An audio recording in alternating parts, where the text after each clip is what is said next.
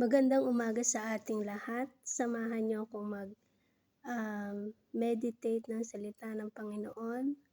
Sabi nga ng Panginoon, meditate my words day and night. So, gusto ko sana siyang basahin from cover to cover, Genesis to Revelation. Kaya lang, siguro 1 year ko itong matatapos kasi may time na alam nyo na, sabi nga ng Panginoon, the flesh is weak, but the spirit is willing. So, may time talaga na mamaya na lang or bukas na lang.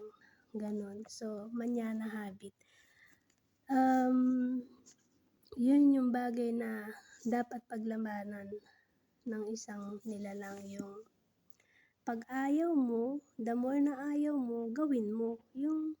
Kasi pag nalampasan mo yung mga temptation, pag nalampasan mo yung bagay na yun, makikita natin yung goodness ng Panginoon. Kasi yun lang naman ang iniintay ng Panginoon sa atin, yung magkaroon tayo ng oras para sa Kanya.